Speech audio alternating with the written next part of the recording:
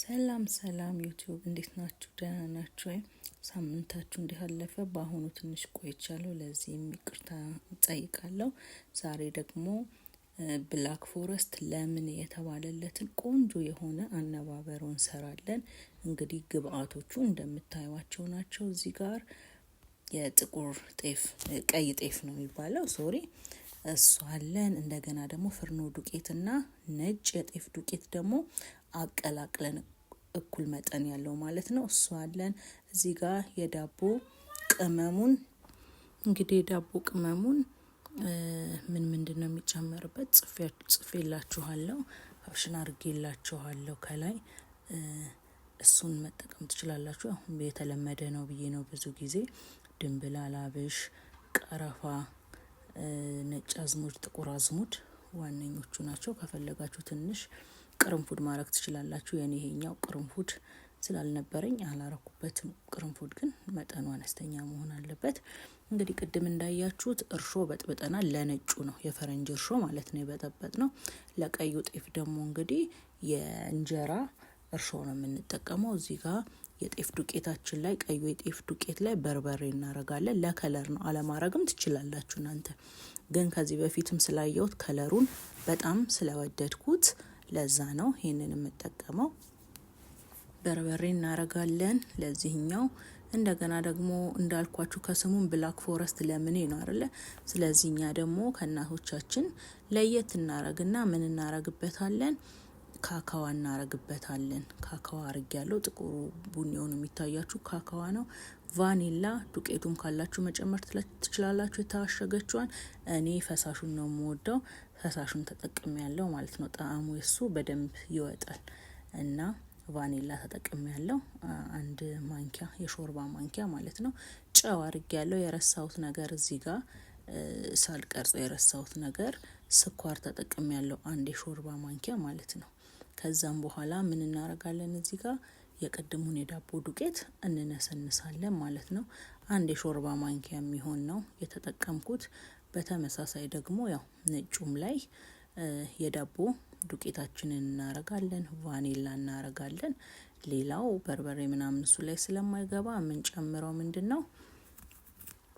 ቫኒላም አስገብተናል እዚህ ላይ አይደለ? ቫኒላው አስገብተናል እዚህ ላይ።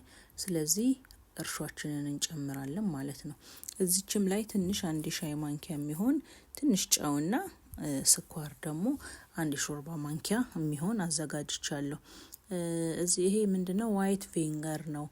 በደንብ ኬክ ላይም ብትጨምሩት፣ አምባሻም ስታቦኩ ብትጨምሩት፣ እንዲሁም አነባበሩ ላይ በደንብ ያቦካል ቪንገር። ከዚህ በፊትም አሁን አምባሻም ስጋግር ተጠቅሜው ነበርና በጣም ቆንጆ ነው። ስለዚህ እሱን ተጠቅሜያለሁ ማለት ነው። ስለዚህ አሁን ግብአቶቹን አንድ ላይ እናደባልቃለን። ደረቁን ግብአት መጀመሪያ አንድ ላይ ካደባለቅን በኋላ የምንጠቀመው መለስተኛ ሙቀት ያለው ውሃ ነው።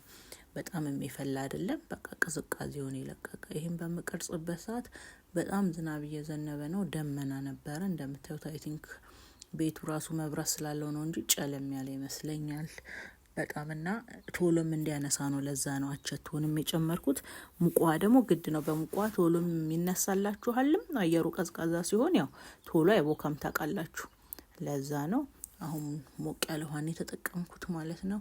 በደንብ በምንፈልገው መጠን ነው የምናቦከው። ያ ማለት ምንድነው? አንዳንድ እናቶቻችን ወፈር አድርገው ያቦኩና በእጃቸው ነው ምጣድ ላይ የሚያረጉት ማለት ነው። እዚህ ጋር ይሄ የሀበሻ እርሾ ነው እኔ ያለኝ። ያው የነጭ የጤፍ ዱቄት ነው፣ እሱን ያደረኩት። ጥቁር የቀዩም ካላችሁ እሱን ማረግ ትችላላችሁ። ብቻ በፈረንጅ እርሾ አይደለም ቀዩን ጤፍ የምናቦካው ማለት ነው።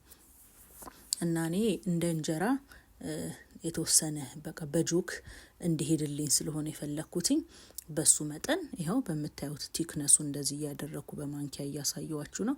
በዚህ መጠን ነው ያቦካሁት። በእጃችሁ ደግሞ ማረግ ከፈለጋችሁ ወፈር አድርጉት። ይኸው የነጩም ደግሞ በምታዩት በፈረንጅ እርሾ መጠኑ አንድ ነው። ያው ይሄ አንድ ቂጣ ነው መንጋግረው፣ ነጩን ቀዩን ግን ሁለት ነው መንጋግረው ማለት ነው። ስለዚህ ይሄኛውንም ቲክነሱን እንደዚህ አድርጌ አብኩቸዋለሁ ማለት ነው።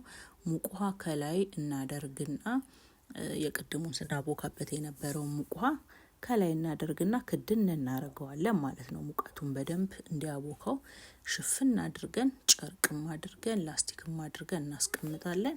እስከዛ ደግሞ በጎን ዘይታችን ላይ ያለው ምንድነው እንግዲህ ኦሊቭ ኦይል እና የአትክልት ዘይት አንድ ላይ ነው ያደረኩት። ስለዚህ የጥብስ ቅጠል አለው። እንደገና ደግሞ ይሄ ሁሌ የሚጠፋብኝ ስም በሱ ብላ እሱ አለው። እንደገና ኮረሪማና ኮሰረት ደረቅ ኮሰረት አለው ማለት ነው።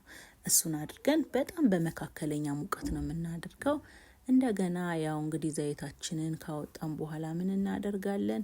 እዚህ ጋር እንደምታዩት እንግዲህ ይሄው አነባበሩ በጣም ይቅርታ ካሜራ የተቀረጸ ልጅ እየቀረጸ ይመስሉኝ ነው። ኖርማሊ እዚህ ጋር አልቀረጸውም ነበር ሙሉን ማለት ነው ስጋግር ያለውን። ስለዚህ አብርቶት ሪከርድ አላደረገም ነበር ይቅርታ። ያው አንድ ቂጣ ነው የሆነው የምንፈልገው አንድ አነባበሩ ነው ማለት ነው። እንደዛ ነው የሆነልኝ። ቅድም ዘይቱ ከወጣ በኋላ አጥልላችሁ የምትጨምሩት ሰሊጥ የተፈጨ ማለት ነው፣ ተልባ እና በርበሬ አድርጋችሁ ትንሽ ጨው አድርጋችሁ ነው ምንቀባውን የምናዘጋጀው ማለት ነው። እውነት ቂቤ ነው የሚለው በሶ ብላ ታውቃላችሁ። የቂቤ ጣዕም ነው ያለው። ስለዚህ እንደሱ አድርጌያለሁ ማለት ነው። ይሄው ተቆራርጦ ታዲያ ብላክ ፎረስት ለምን የተባለው ለዚህ ነው። ስለተከታተላችሁኝ አመሰግናለሁ። እወዳችኋለሁ። ባይ እስከ ሳምንት።